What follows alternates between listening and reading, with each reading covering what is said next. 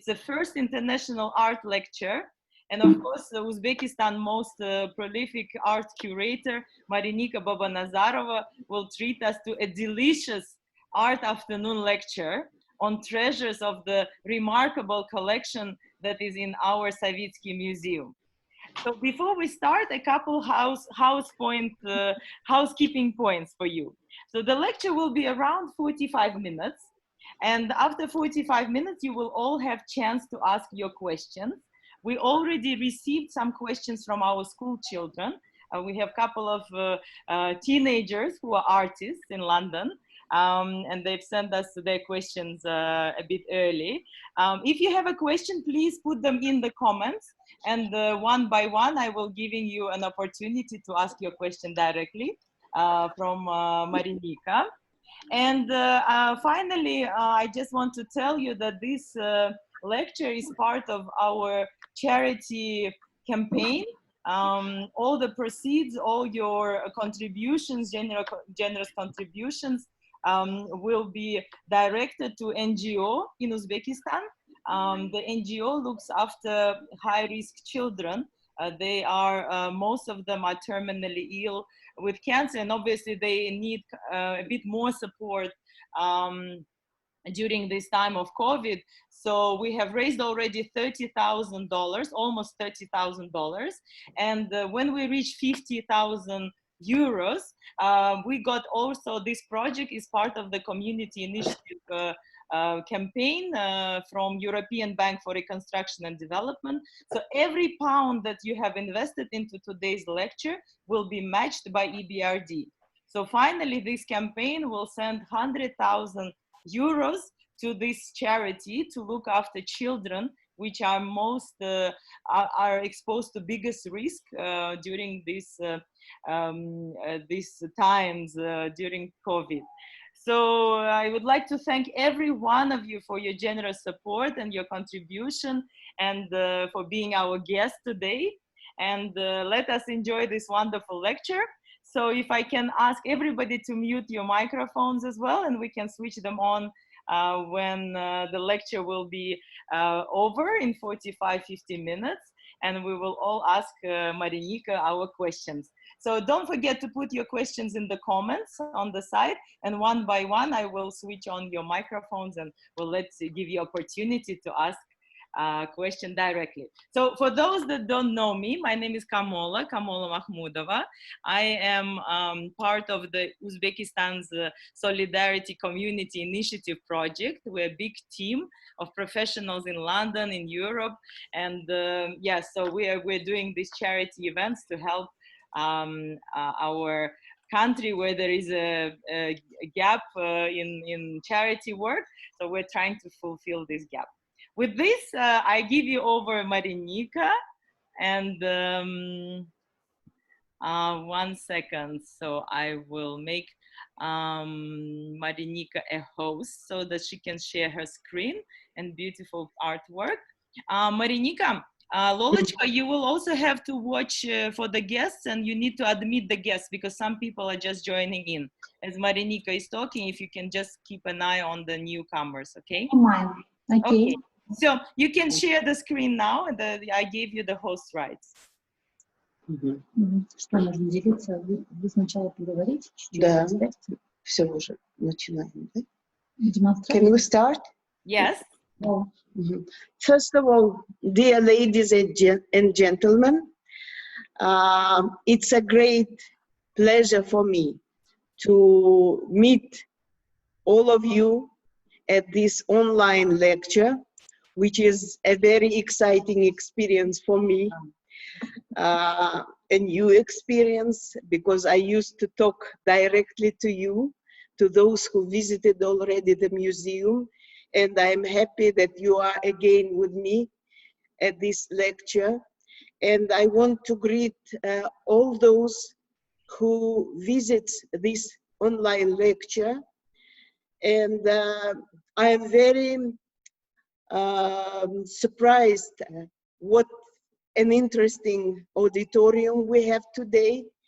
As far as I know, we have young artists, art historians, lawyers, and a lot of other professions, experts who are interested in art and in the history, in the unique history of the Savitskiy collection. Thank you very much. And of course, I want to express my gratitude to Kamola and her team for the great honor to participate in such a unique charity action. And I will be more than happy if we contribute to this noble activity that you undertook. So I will do my best to cover all the interests of those who came to listen to this lecture. And at the end, as it was offered, I will try to answer all your questions. So we can start if you are ready.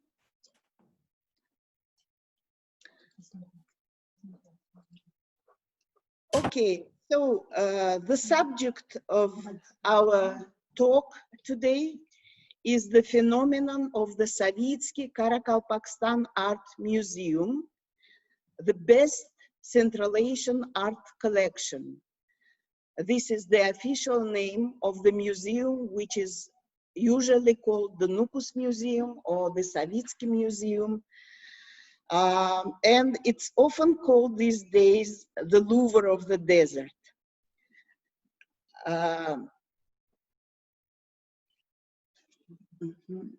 So you can see the building of the museum, and this is just a second. This is the contemporary view of the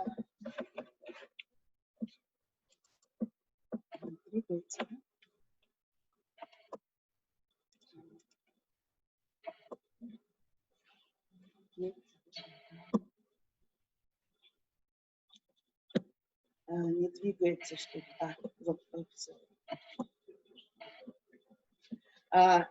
This is the whole ensemble of the contemporary museum, which is now known to many international visitors.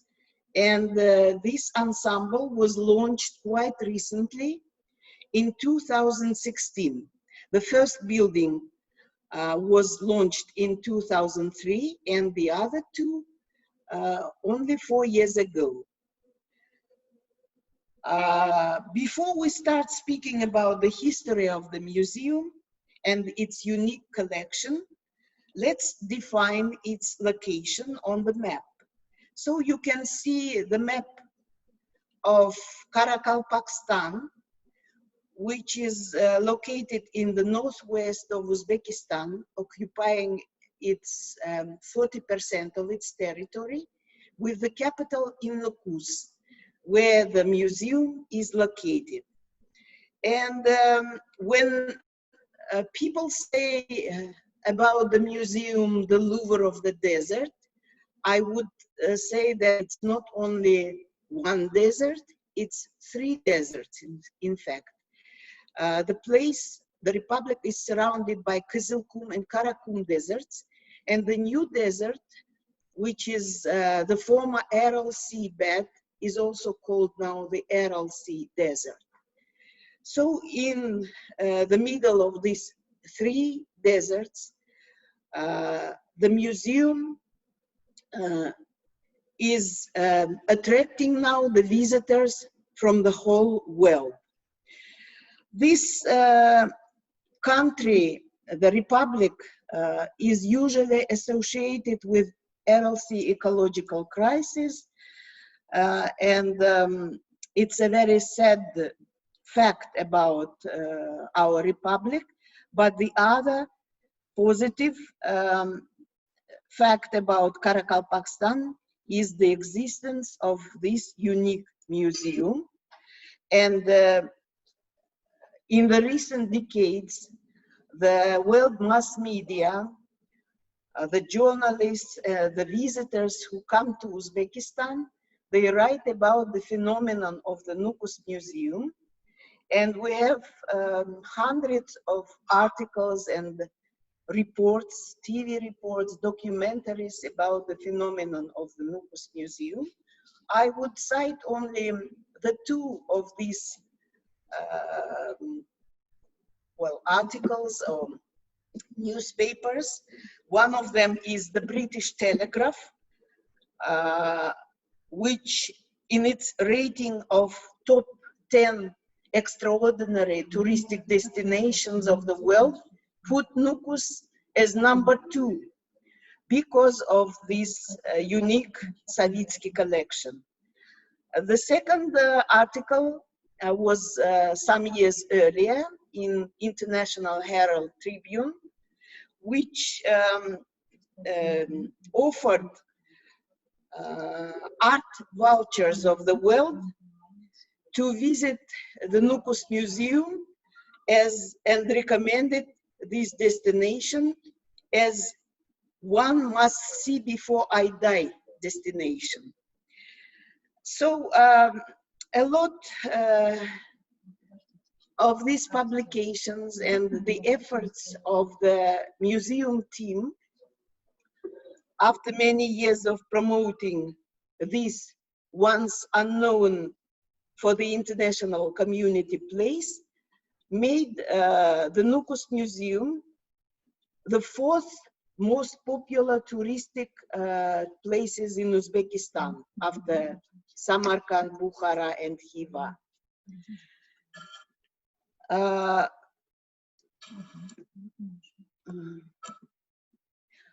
This place has been visited by not only tourists, but also by diplomats, politicians, art connoisseurs, and to achieve these results, for us it was a very long-term and challenging task. We were collecting art appraisals to bring this amount of visitors all over the world. So you can see, the houses on wheels. You noticed maybe outstanding politicians as Jean Kennedy Smith, President Karimov, who inaugurated the opening of the building. We can see the royal families of Europe, and Nina Labanova-Rostovsky, who lives in London. To achieve these results, we were collecting art connoisseurs' appraisals about the collection of the Nukus Museum to convince these people to come to Nukus. You can see some of these appraisals. It was one of our policies of the team to collect the appraisals, because we still have the mentality when experts abroad give the appraisal, then it is more convincible for local officials to do something for the benefit of this institution. So after this long way, the museum started to be put on the map of touristic routes, and we have this popularity which is still growing, which brings a lot of interest to this museum.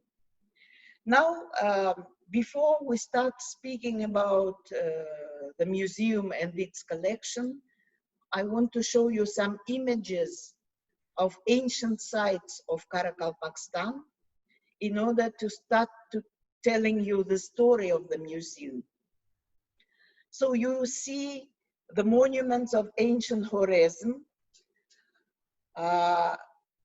Khwarezm in the past was a big territory which was shared by the present-day Uzbekistan, all the territory of Karakalpakstan, Khwarezm province, and part of Turkmenistan.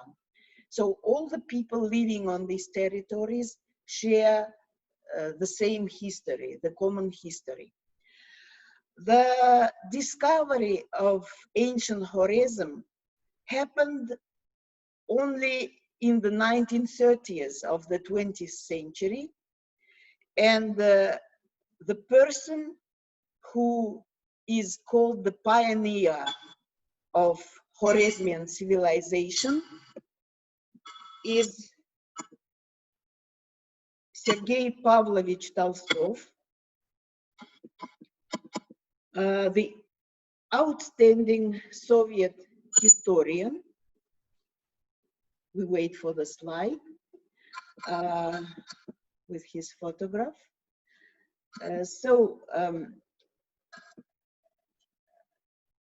Tolstoy was the head of the expedition which was arranged by the Academy of Sciences of the Soviet Union, and a big team of archaeologists, anthropologists, geologists, art historians, writers, mathematicians arrived to Uzbekistan under the leadership of this great personality who was awarded State Stalin's Prize for the discovery of ancient Khwarezm. And this was a very important project for the Soviet state. This project was very well equipped. They were supplied with trucks, with airplanes. First time in the world archaeology, they undertook the attempts to photograph the historic monuments from the air. So aerophotography was introduced into world archaeology by this group of scholars. In the Nukus Museum, we have some posters with these air shots taken in 1950s. And nowadays we have cosmic satellite shots, which are used by local archaeologists nowadays. But at that time, this was a great achievement for archaeological science. So we must also remember that since the discovery of ancient Khwarezm is put into one rank with the opening, with the discovery of Troy by Schliemann, with the discovery of Egyptian pyramids by Carter and Lord Carnarvon in United Kingdom. It was a kind of a competition between the archaeologists of two empires, but these scientists, they were really very enthusiastic, and they were producing a lot of interesting information in the results of these investigations. Sergei Tolstoy called Khwarezm Central Asian Egypt, and as I said, it was one of the greatest discoveries of the 20th century. So Igor Savitskiy, the founder of the Nukus Museum, joined the team in 1950. And he was invited to this team as an artist to make documentation of the finds of this expedition. But this was Savitskiy's second visit to Uzbekistan. First time he happened to be in Samarkand during the Second World War, when the art institute where he was a student was evacuated to Samarkand for 2 or 3 years. And as he wrote later, only in Samarkand he became an artist, because he saw the magnificent light and air and colors, and he really understood what the art is. When he was invited to join Khwarezm Archaeological Expedition, he agreed with great pleasure and worked in this team for 7 years until 1957.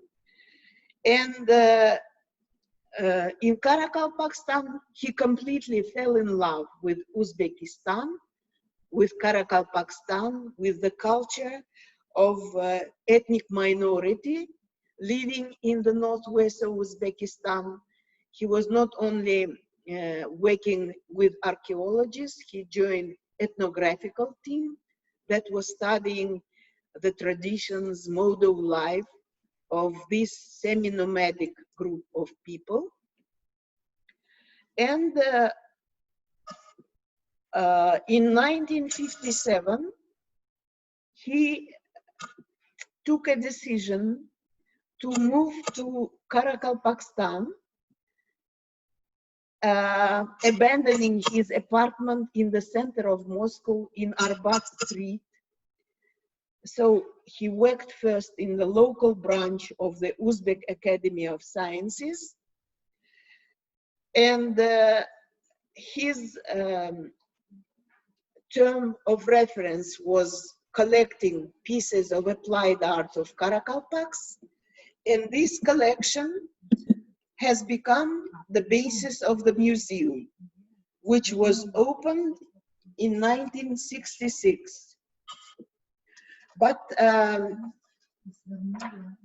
I also want to show you some photographs of the family of Savitskiy in order to understand the personality, what were the motivations of this extraordinary person. We must know about his early years, childhood, education. So on these photographs, you can see Savitskiy with his brother and his mother, the photograph which is in the left upper corner. In the middle of this album, you can see the photograph of Savitskiy's grandfather, Professor Florinsky, who was the professor of Kiev University, the member of 4 European academies, but unfortunately he was shot in 1919 during the years of Red Terror in Kiev. On the right, we can see the photograph of his grandmother, who, after all these terrible events, after the years of revolution, was so desperate that she immigrated to France, where she died in Nice, and together with her relatives, they were buried in Cocarde Cemetery in Nice. The photograph which is in the left corner below, the group photograph, is the photograph of his uncle, who is the second person from the right, Dmitry Florinsky. He was the chief of protocol department of Foreign Office of Soviet Russia, and Savitskiy with his mother lived in Moscow at his house, which is now, by the way, the residence of the English ambassador in Moscow on Sofiyskaya embankment. So Savitskiy spent some years at this beautiful house, but in 1934, unfortunately, his uncle was also repressed. He was #1 in the list of Soviet diplomats who were accused and purged during the years, those terrible years of repressions.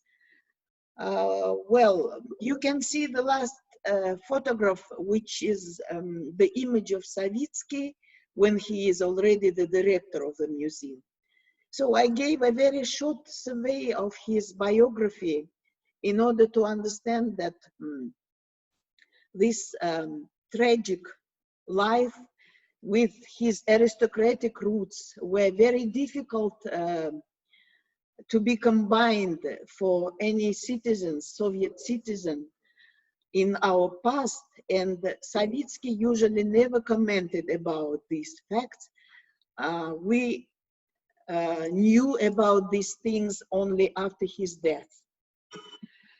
Savitskiy, the only things we could understand that he was very unhappy by the cultural policy of the Soviet Union.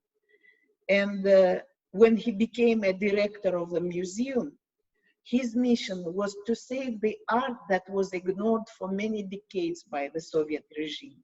So now you can see the image of the first building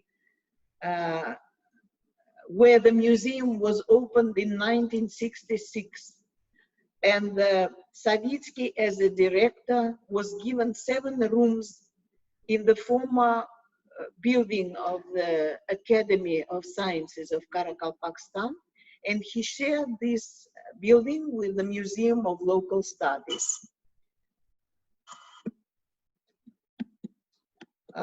These are the interiors of this place. Very small, narrow rooms, but covered with paintings and artifacts of Karakalpak culture that were looking more like a home museum.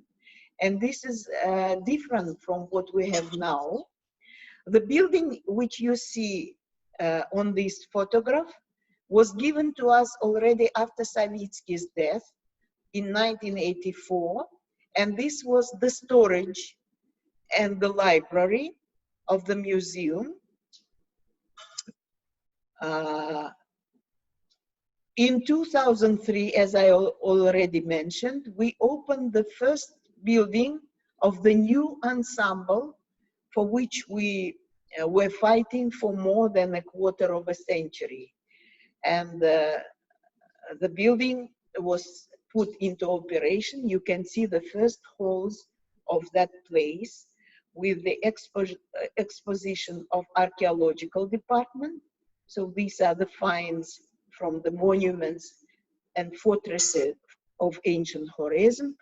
These were the old storages of the museum, and you can see how we managed to keep all these collections, which were growing so fast. And now the collection is almost 100,000 objects, which were kept in these 2 buildings which you saw already. So these are old storages with wooden shelves, and you can see some pieces of decorative art, paintings, which were kept in these small places. This is our restoration department. And again, these are the halls of a new exposition with Karakalpak folk art, the art of ethnic minority, which was so fascinating for the Savitskiy. He fell in love with this culture, and he collected what we call now a genetic bank of Karakalpak culture in the museum. You can see the samples of jewelry, textile weaving, costumes, and other things. Savitskiy was also called the patron of Karakalpak School of Painting. You can see the paintings of first Karakalpak artists that appeared also in 1950s, 60s, together with the museum. And Savitskiy was the artist himself, and he educated the first group of Karakalpak artists. But as he said, to educate them, we needed good examples, and to explain to the authorities the need to bring the paintings of Uzbek and Russian artists of 1920s, what we call Central Asian avant-garde or Turkestan avant-garde and Russian avant-garde. He convinced the officials we must have good examples to educate the Karakalpak artists. So together with these collections, he also undertook an attempt to educate local community in arts. And we see only 2 photographs of our gorgeous collection of Fernand Léger that was donated to the museum in 1975, which are the copies of world masterpieces from the Louvre, atelier of the Louvre Museum in Paris. And now children coming to Nukus from the outlying villages can get the idea not only of their own culture, but also about the culture of Uzbekistan, Russia, and Western Europe, India, ancient Greece, ancient Egypt, etc. These are the paintings of Igor Savitskiy himself, and he was a good, very good artist, but he said you can't do two things at once, and he stopped to paint himself for the sake of saving the art of other artists. So the museum was more important for him. The collection that is a special part of the Nukus collection is the collection of paintings, and it is structured so that we have local school of Karakalpak artists, Uzbek artists of 1920s, so you can see some of them. And this was a very multinational group of artists that arrived in Uzbekistan at the beginning of the century, 20th century, but some were born locally, like Alexander Volkov, the patron of this Uzbek school of painting, who was born in Fergana. But he got his artistic education in St. Petersburg, in Moscow, in Kiev, where he was influenced by Western art. So we can see this influence in his early constructivist, cubist, and avant-garde paintings, and we can see his later works done in the 30s, 50s, and he was reacting for revolutionary changes in the Uzbek community. We can say it's socialist realism, which has become the official policy in art, but this was really a very talented, sincere art. The process of Uzbek women emancipation, where they started to get rid of their veils, paranjas, was shown on these paintings, Uzbek women students. This is Ural Tansikbayev, also one of the greatest artists of Uzbekistan, the pupil and the friend of Alexander Volkov, again with the great influence of Fauvism, Henri Matisse. These artists were very well educated, and they have seen Western collections in the Museum of New Western Art in Moscow. Until the Iron Curtain fell down, they could easily contact Western artists. This is Alexander Volkov, Alexander Nikolaev, whose pen name is Usto Mumin, the pupil of the famous Kazimir Malevich. He came in Samarkand in 1920s, and he was also fascinated by Uzbek culture, by monuments, by folk art, by the traditions, even by the religion. He converted himself into Muslim, and he created a gallery of portraits of these boys with angel-like faces. He is so much discussed these days, and because he was under repressions, the official biographers were not writing about him, and it was Mr. Savitskiy who dared to collect his paintings of 1920s and to bring them to the Nukus collection. Viktor Ufimtsev, the leftist artist of Uzbekistan, who was also attracted by the exotic land of Uzbekistan. He came from Siberia and stayed up until the end of his life in Uzbekistan. And you can see his early art, which is done in extraordinary way. You can see the shape of the painting, which is not square painting, but when you come to the museum, you can also feel that the quality of the painting is very extraordinary. He used non-traditional materials, which were canvas glued on sand. He invented new type of pigments, mixing them with new materials. Pieces of fabrics, reed, cotton were used as a sophisticated collage. And by the way, the ikat jacket, which you see on this woman, is made of silk. It's glued on the painting, on the canvas.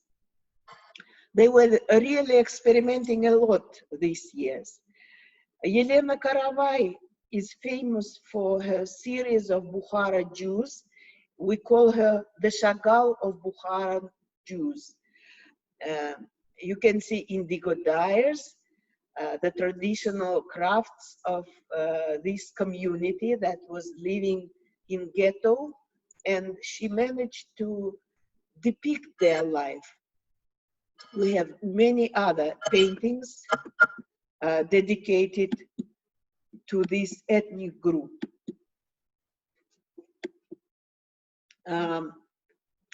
Vasily Lysenko also belongs to Tashkent group of artists.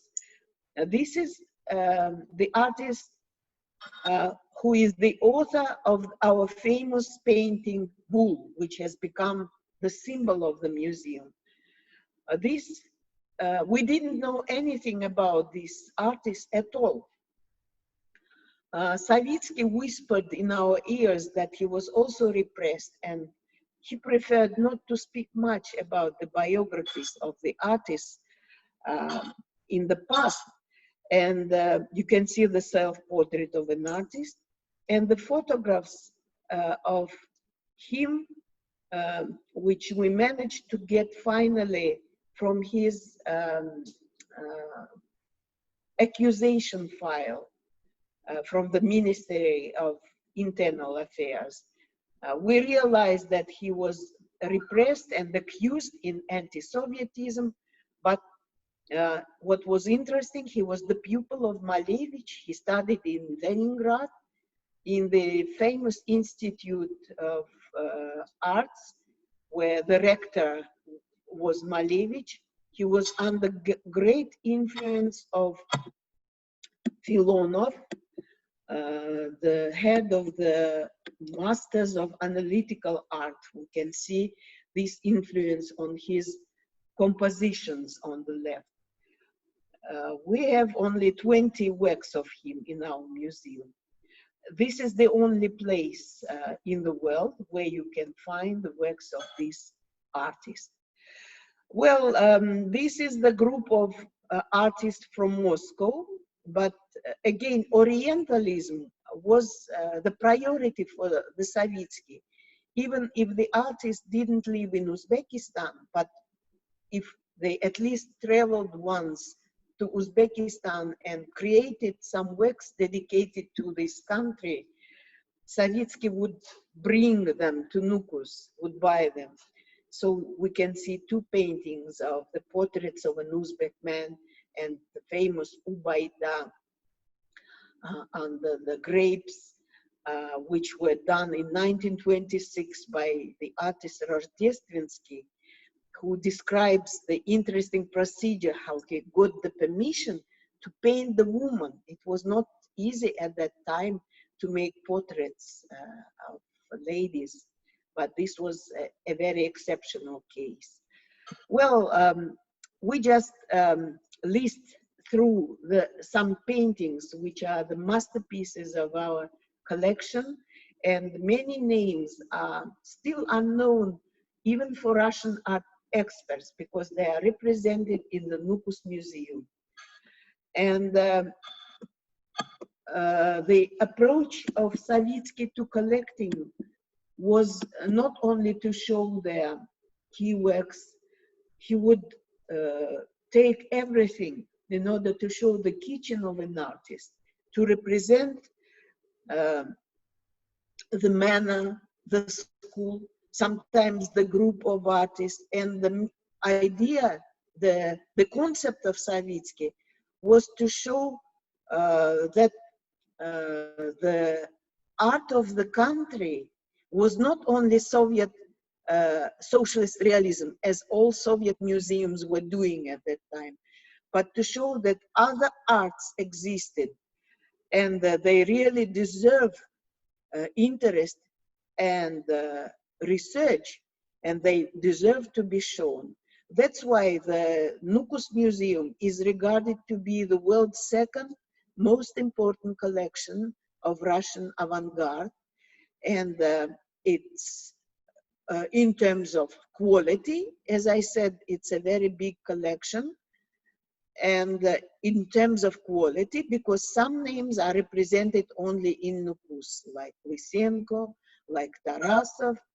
We have a very big collection of Clement Ritsko, the artist who lived in France, and when he returned, he was excluded, expelled from Moscow Painters Union for cosmopolitanism. Komarovsky, you can see the icon-like painting of his family portrait. He was shot in the Butova place near Moscow for the fact that he was religious. He was a man of nobility, a Russian aristocrat, count who worked in the Russian Museum, but they didn't care. And after 5 arrests, he was killed. We have some paintings of him in our collection. You see other approaches to art, Kosmism, Russian Kosmism. This woman in fantastic costume is done by Sardan, Alexander Sardan, the member of the group Amaravella, the group of Russian Kosmists, the philosophy that was ahead of space flights even, the philosophy of Kosmism, and the Western philosophers like Nietzsche, Schopenhauer, the Russian philosophers, Tsiolkovsky, were the push for them to create their paintings. And this was not acceptable for official art experts. And the last image is the famous Bulldozer Exhibition of 1974. Savitskiy couldn't pass by any interesting phenomenon in art, and Samuel Rubashkin, the author of the painting, was the representative of Moscow Underground.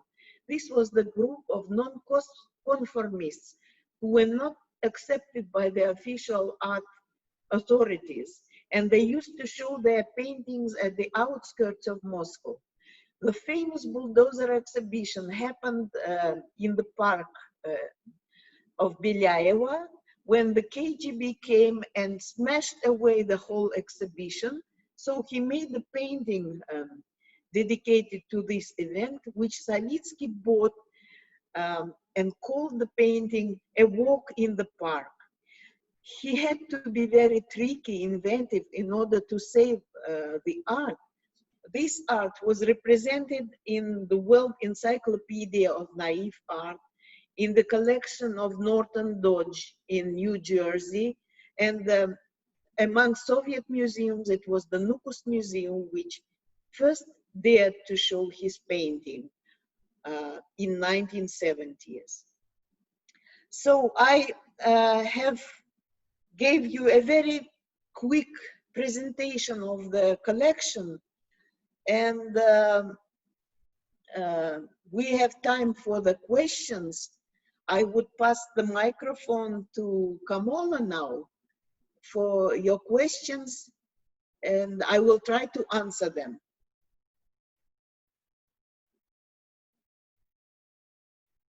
Marinika, thank you so much. If you, okay, let me just put the spotlight on, yes, okay. Can you all see Marinika well? Good, good.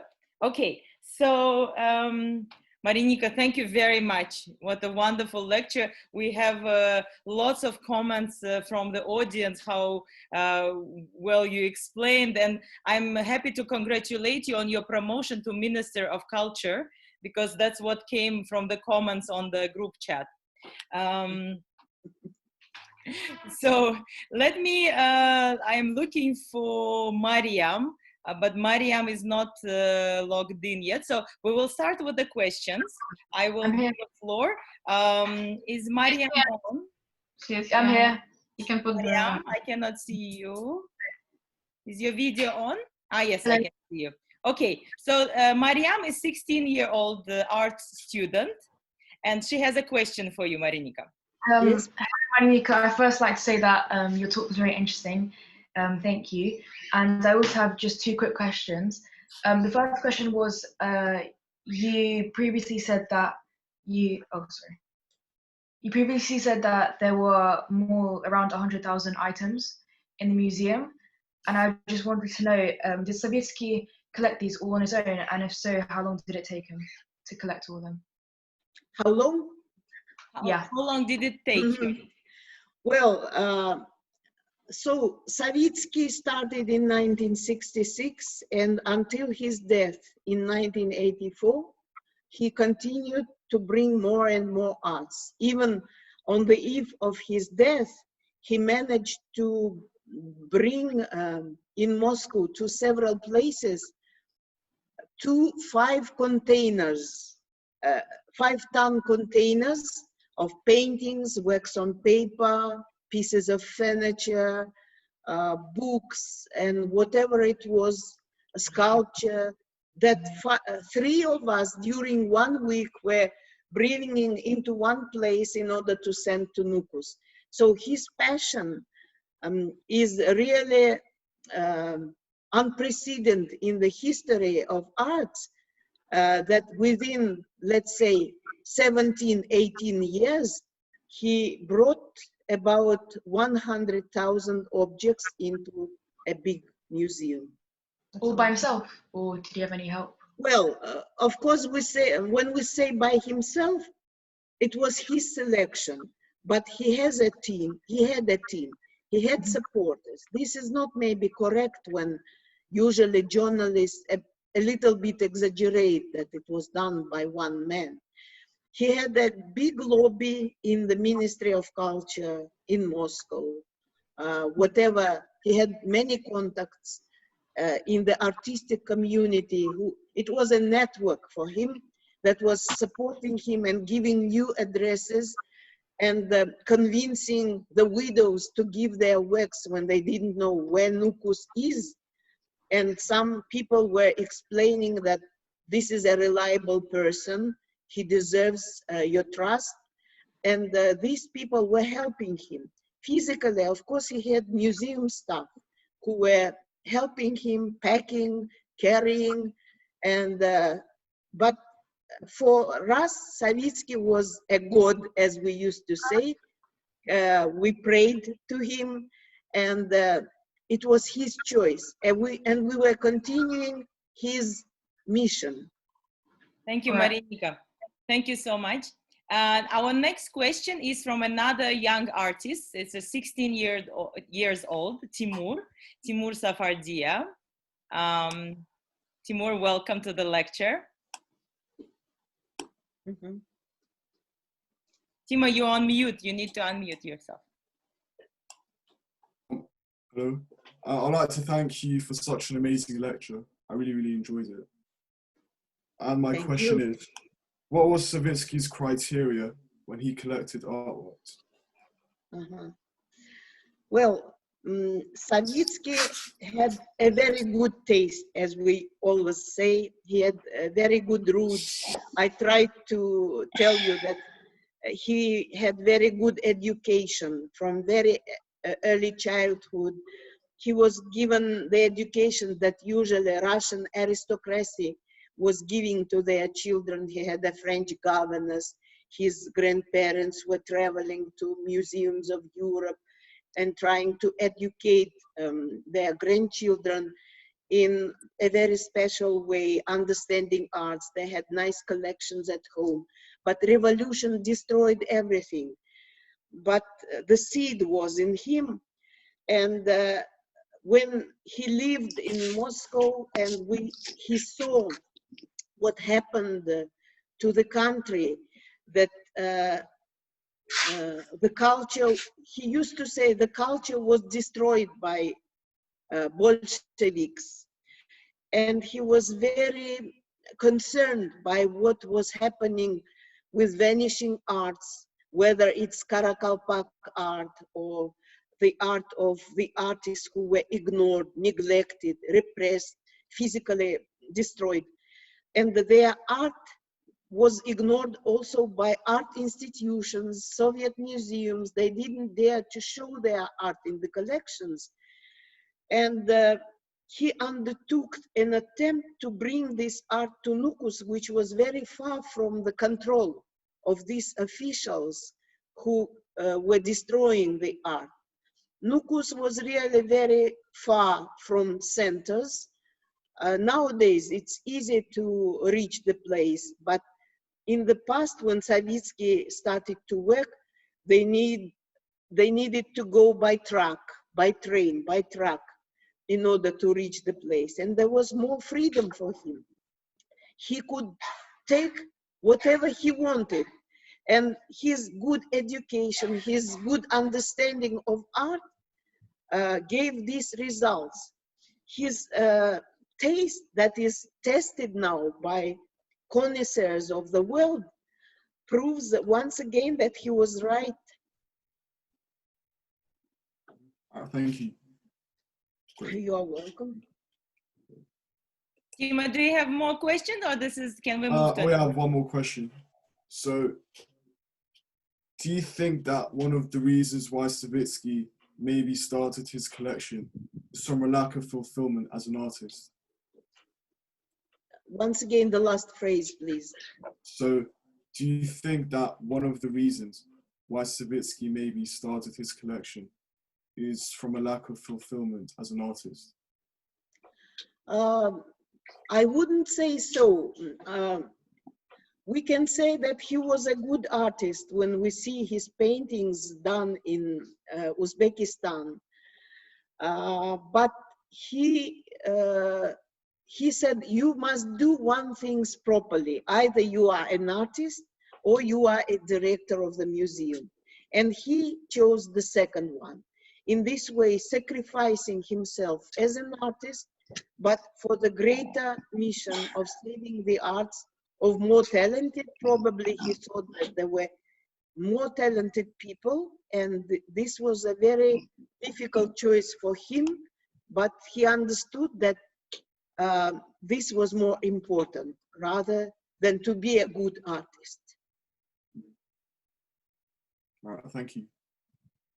Marinika, thank you so much. One more last question from the student. The student is Kamila, she's here. Mm-hmm. Thank you so much for a wonderful lecture.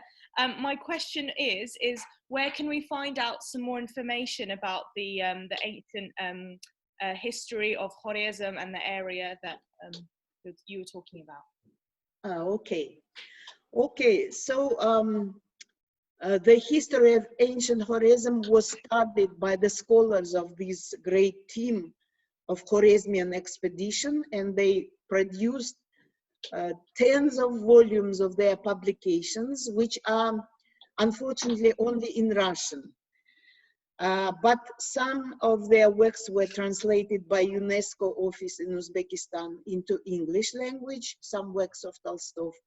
What is very interesting is, I didn't have time to speak more about Sergei Tolstoy.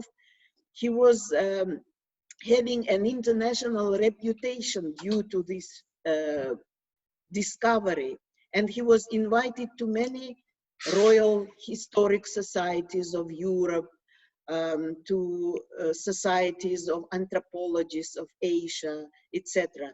By the way, he was the honorary professor of Cambridge University, where he lectured after the Second World War on the work of Khwarezm expedition.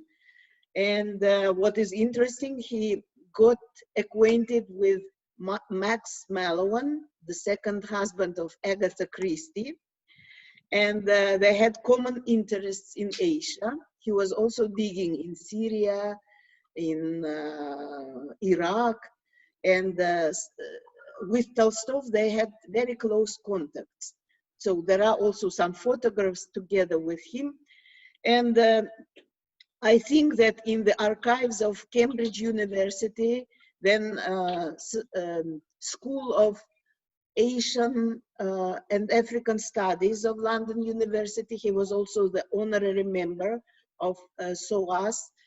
You can find maybe some materials in the archives about his speeches there. Thank you very much. You're welcome. Marinika, we have really long list. I'm going to start from beginning. So hopefully we will manage to get through the questions. So let me see. So one of the first questions from, first of all, Marinika, a lot of comments that your speech and language is superb and that the lecture was really well done. And so, okay, one second. Okay, first question from Vince. How many female artists are there in the collection? Oh, a very good question. I can't give the exact number of them, but we have a great number of female artists in our collection, both belonging to the Uzbek School of Artists and in general, Karakalpak and Russian group of artists. It's really a big number of them. Thank you. Thank you so much. Tens of them.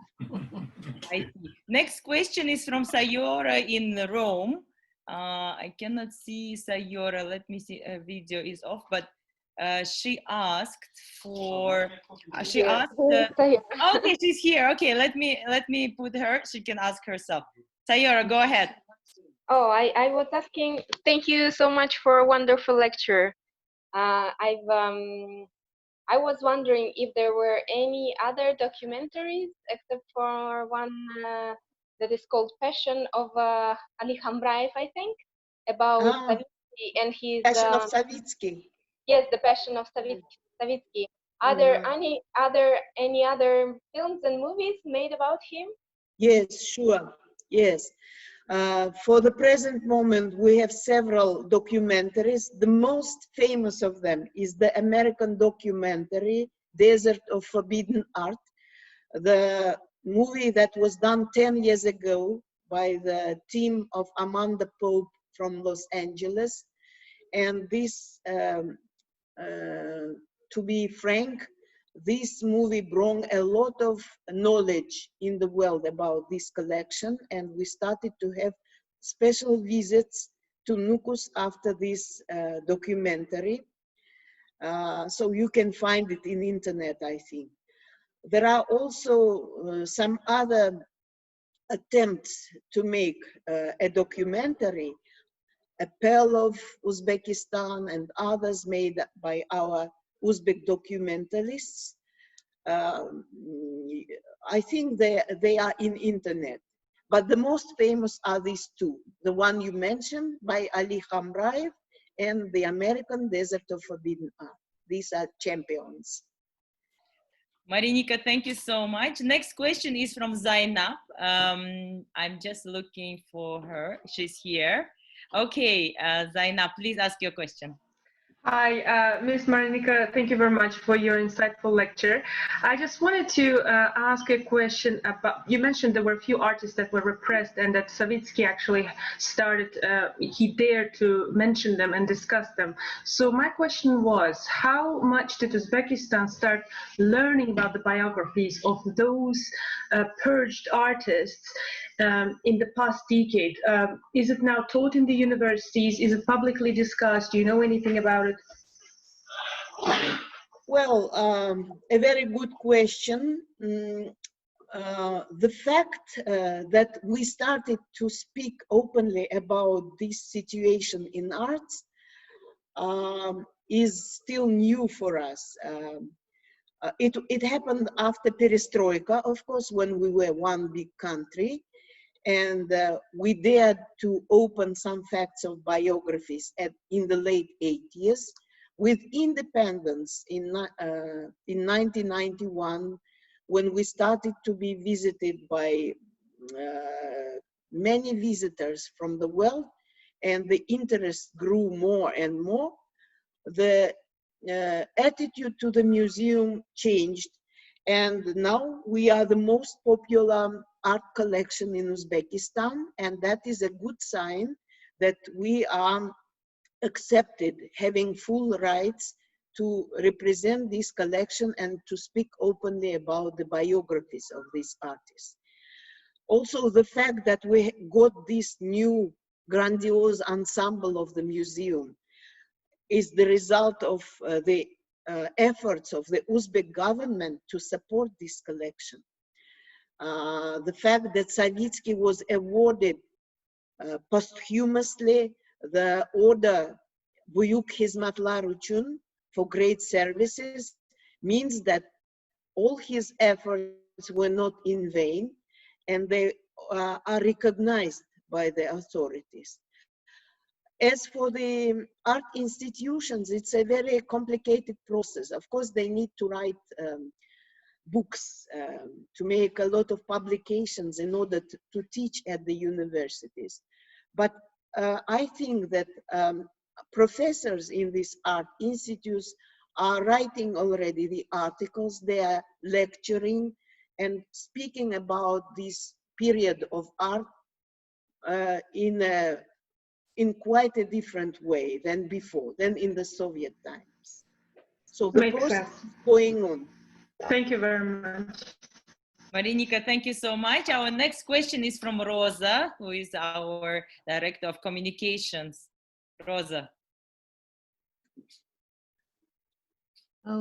Marinika, thank you so much for your wonderful lecture. It was just fascinating. And I think many people would agree with me that we would like more lectures like that from you, because we could feel that this is just the tip of the iceberg of that knowledge you hold about the museum. It's obvious that you are a walking encyclopedia about the museum. My question was related to the expedition, ethno-archaeological expedition by Tolstov, by the Soviet academic Tolstov. And you mentioned that Savitskiy was a member of this exhibition, and I think that's how his love and fascination with Karakalpakstan started. Are there any works or any findings of these exhibitions? Are they, have they been kept at Savitskiy Museum?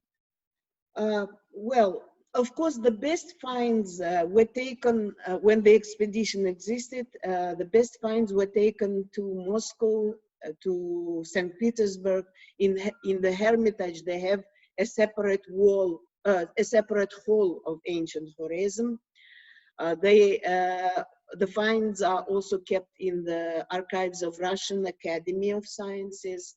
What we have in our museum is a very modest collection, to be honest, and these are the result of the finds of our museum archaeological team, though some pieces were also given to us by the Khwarezm expedition. In 1991, when the Soviet Union disintegrated, the expedition was closed. But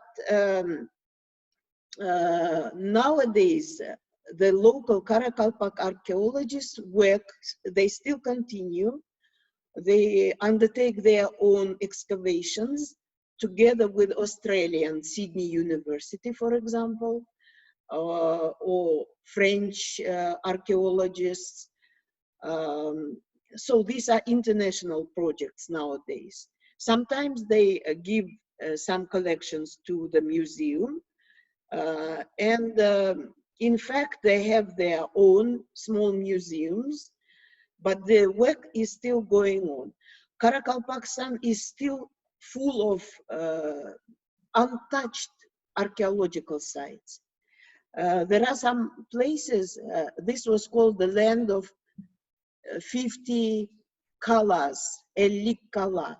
So there were many other places that were not even touched yet. So the land is full of surprises. Amazing. Thank you very much. Thank you.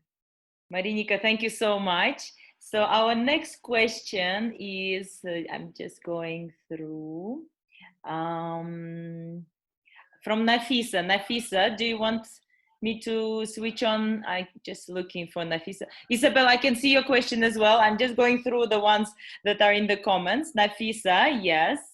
Okay, so question from Nafisa. Marinika, thank you so much for such a lecture. It was really so interesting. I was in Nukus and I was in your museum. Was 6 years ago probably, but with your lecture it's more interesting to see it again.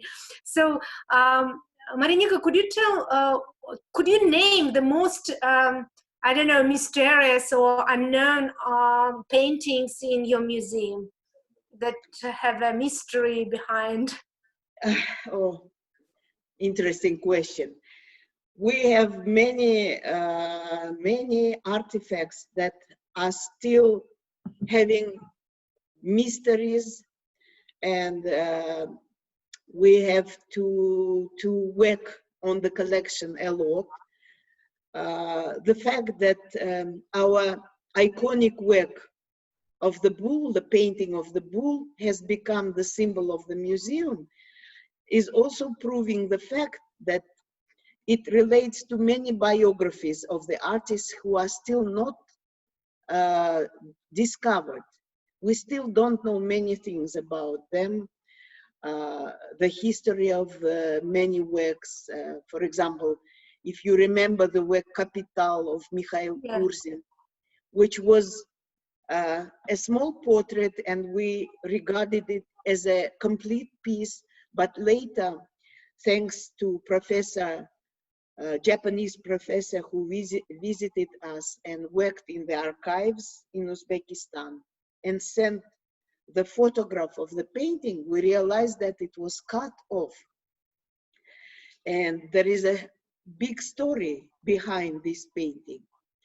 Ustomumin is a great mystery for all art experts, not only in Uzbekistan, but overseas also. There are many discussions in internet about this artist. And we have so many collections which are still mysterious, and there are heated discussions these days in Uzbek art community, in international art community about this collection of Igor Savitskiy. Why is it so attractive? Because it is still not well researched. And we greet any interest of art professionals of the whole world to come and work with this collection. And we will find a lot of interesting stories, I'm sure. Thank you. Marinika, thank you so much. Our next question for you, I'm just gonna say, let me see. We might not be able to cover everything because there's so many questions, Marinika. I feel we need another lecture for you. I can see Isabel has been raising her hand. Let me find her. Isabel, yes. Isabel, please, your question, yes. Oh, Isabel. Isabel, you need to unmute yourself. Your microphone is not switched on. Okay. Oh, hello, Marinika. I'm very happy to say hello to you from the other side of the world. I'm in Lima, Peru. And it was very interesting and very exciting very inspiring to listen to many new details of the Savitskiy Museum history. My question is, how do you envision the future of the museum in the light of of recent events? Are there plans to open up or build more space? As I understand, there's just a very tiny bit of the collection in exhibition, and there's a lot more to discover. Well, you are right, Isabel. Quite unexpected surprise to see you. Well, you were last year in the museum, and probably you were told that still only 3% are on show, 3% of the whole collection in 3 buildings. And that means we need to continue the construction of new premises, and the government is promising to continue the construction. That will settle the problem of showing more to the community, to the visitors. So these are the plans. But at the present moment, they managed to show what we have by rotating part of the collections in so-called temporary galleries. So this was the way out for us. And for the time being, the only way to show more of the treasures that are in the Savitskiy Museum. Thank you very much. Thank you very much. Nice to see you. Nice to see you too. Marinika, I think since we are in Latin America, we stay in America, but we travel from Peru to Canada. Our next question is from Maxuma in Canada. Maxuma, where are you? Let me see if I can find her. So Maxum, okay, I'm going to read her question. She said, thank you for insightful lecture. Are there any new works that added to the museum collection? Sorry, once again? Are there any new works that are added to the museum collection? Okay. Well, the thing is that Savitskiy, it's a unique also fact in history of any museum, that the founder of the museum has done the work for many decades ahead. And what he brought, what we kept on the so-called temporary basis, because not everything was paid out to the owners at once. And for us, it was a challenge when Savitskiy died. For 8 years, we were paying out the debts in order to keep this collection, not to return the objects to the owners. So we never, we were not buying much. Of course, we were buying something very exclusive, but these were not in mass as Savitskiy used to bring to the museum. We added maybe 100 of objects after his death, I mean ourselves, but we were paying out what Savitskiy has not commissioned, but took to the museum with these IOU letters. I always tell this story. He would come to the owner and promise to pay out within 5, 6, 8, 10 years, because these were hundreds of objects. And this was also exceptional for any museum. There was no need for us to add something else until we settled all the debts. Extraordinary. Thank you so much, Marinika. Our next question is from Jahangir in London. Jahangir Akya, Assalamu alaikum. Assalamu alaikum. Lecture was fantastic.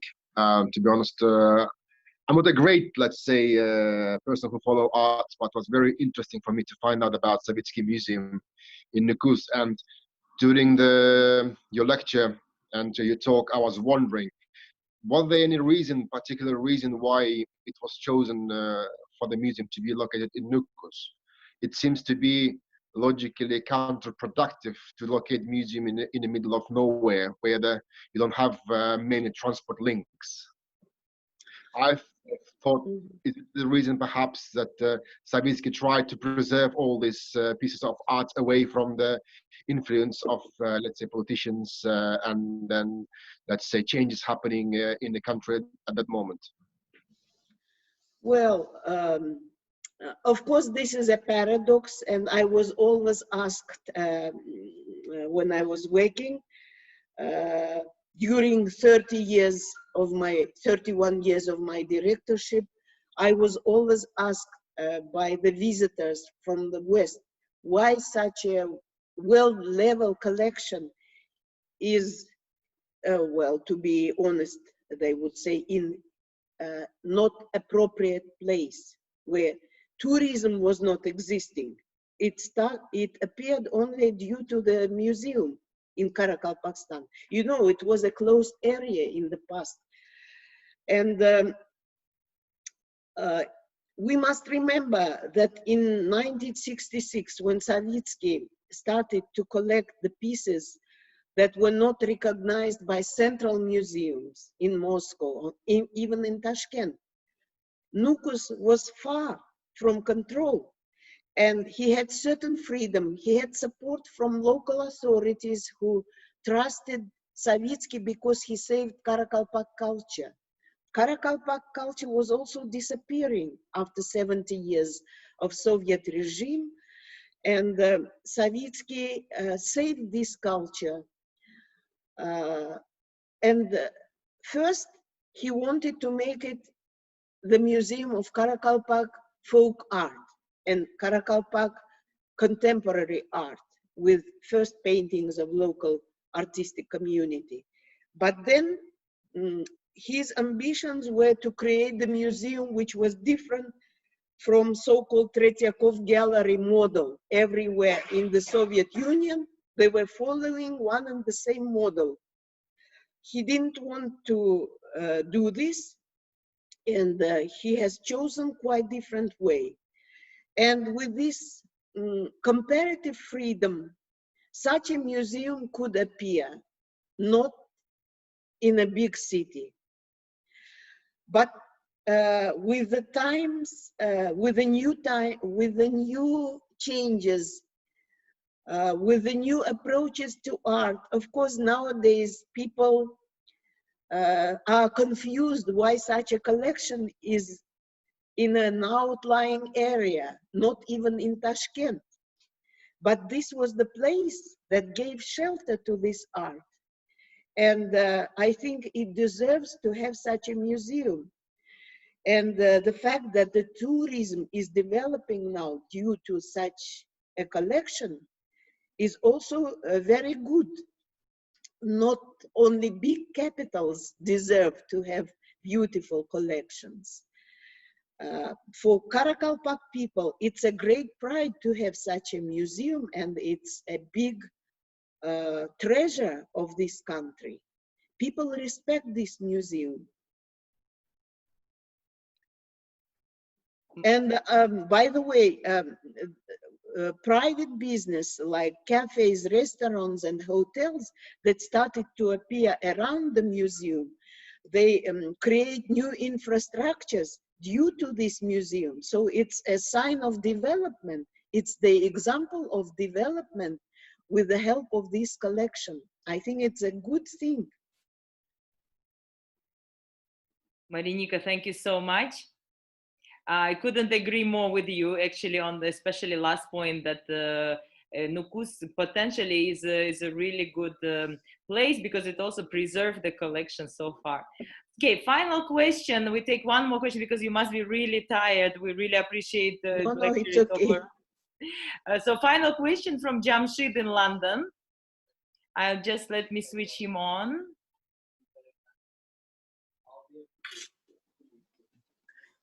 Jamshid, hi to everyone. Yes, thank you for a beautiful, beautiful lecture. To be honest, I'm not very much like in art, but I enjoyed it so much. I was like, I feel like a child who was watching a cartoon, to be honest. So, and my question is, so Jahangir mentioned a couple of things, and this is slightly related to that. Could you tell me how this kind of like, art treasure oasis, such as your museum, has survived throughout all those past years? I'm sure that you had like kind of very challenging times. Like, if you remember, you mentioned about the breakup Soviet Union, there is some of the expeditions has been canceled. like a lot of things you face. Could you tell me, like, you know, we heard a lot about beautiful art, but at the same time, I know there's another side of the coin. Would you mind to share it? How did you manage to keep all those arts and survive? You are right. You are right. Of course, with this great popularity nowadays, some people think it's a very smooth picture of the development of the museum, but behind it, we have a big story, a great history of survival of the museum, difficult years of changing of the regime in the post-perestroika time, in the early years of independence, a lot of ideological challenges. It's not a secret. We were attacked many times, but by various well, nationalistic groups who didn't understand the value of art. And every step of moving forward was painful, but we were Savitskiy's pupils. We had our diplomacy of survival. We were trained in the early years of independence. I was lucky with my first education. My knowledge of English gave me a privilege of knowing new secrets of museology, new approaches to museums, and we were pioneering in Uzbekistan how to act, how to survive in the new situation of market economy. We were the first who created the Friends of the Nukus Museum in Uzbekistan, and this was the group, that international group, probably all of you had, and there are some members online who are members of the Friends of the Nukus Museum. With all this support from local community, from international community, from art experts, from everyone who was concerned by the destiny of this collection, we survived. But one day, it can be a whole novel written about our adventures. And probably maybe it's not yet the time to tell everything, but we have achieved the favorable situation nowadays when the museum is recognized and is having the support, and when the museum is selected to be the background exhibition for political visit, for example, of our president to Russia. You know that the collection of treasures of Nukus was shown in the Pushkin Art Museum 3 years ago.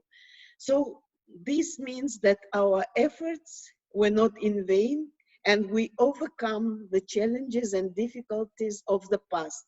And I hope that the new team that is working in the museum would follow this trend and save and promote the collection.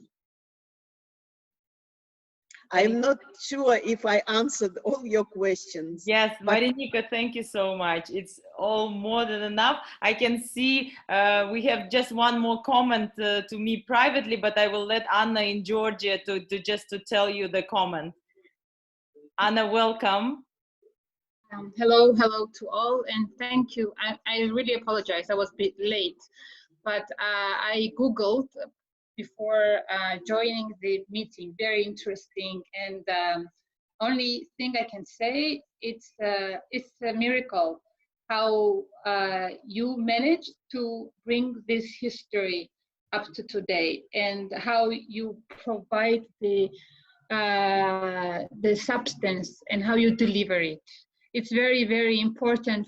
Not only it's a treasury of the country, and it's a treasury which needs to be shared very widely, because in the smaller countries, art is not what we what the real appreciation to the smaller countries' art is not what it's supposed to be. And for me, loving art, I was not very much aware of the Uzbek artists and how beautiful what a masterpieces you have it in the museum. So thank you for the sharing, and I really wish that I will be able to watch the recording afterwards, and maybe I will be asking Kamola to help me to get some answers, and I'm sure that I will also, as the previous colleague or the person had the questions, I'm sure that I will have many questions. And it's a big treasury of Uzbekistan, and take a good care of it. You already have done a lot, but I'm sure that there will be a lot of support needed, and I'm sure that there will be, as long as it's known to many, there will be more and more care coming. Thank you. Thank you. Anna, thank you very much. Marinika, please accept our, appreciation of this lecture, of your time, of supporting this community initiative project. We have prepared little present flowers for you, which you will now receive. Even though we are so far in New Zealand, in Georgia, in Peru. Oh my God. What a gorgeous bouquet. Thank you so much. This is from all of us here in Peru, in Canada. It's really a first historic lecture of this caliber. You really made the event special for us. Thank you so much. You are national treasure of Uzbekistan. Thank you for supporting this initiative. By the way, we have now Munira logged in. Munira is the head of the Ezgu Amal Foundation, which is a beneficiary of our funds. Munira, I can see she hasn't switched her camera, but in any case, I would like to thank every one of you for joining us. Marinika, thank you very much. Ladies and gentlemen, let's give a big clap to Marinika. Thank you. Thank you, Kamola. Well done. Well done. Just some words. For me, it was really an exciting event in all senses, and your flowers were really a fantastic surprise, like in the movie. Thank you so much for your kind attention, for your patience. And I want to thank everyone for coming to this lecture. And of course, the friends of the Nukus Museum. I saw the registration list in the morning, and I saw the familiar names. Thank you so much. And if Susan McBain is on the line, is she here? I think she is, yes, I saw her, yes. Using the chance, I want to thank this lady who was so helpful with her husband, Neville McBain, whom we lost recently. So my sincere condolences. This was a great friend of the Nukus Museum, being a head of the British Council mission in Uzbekistan, who spent so much time and finance for the children of the RLC, channeling his support through the Savitskiy Museum by educational project Museum on Wheels, which successfully worked for several years, and this gave positive results for the community, for the museum. And special thanks to Susan, if she can hear me. I don't see her, unfortunately. And I wish all the best to her and her sons, and to everyone who is in this online. Thank you for your warm comments and appreciations of our efforts for in the work of saving and promoting Savitskiy Museum. Thank you, Kamola, for this great chance to participate in your campaign, and I'm really very happy this evening. Thank you so much.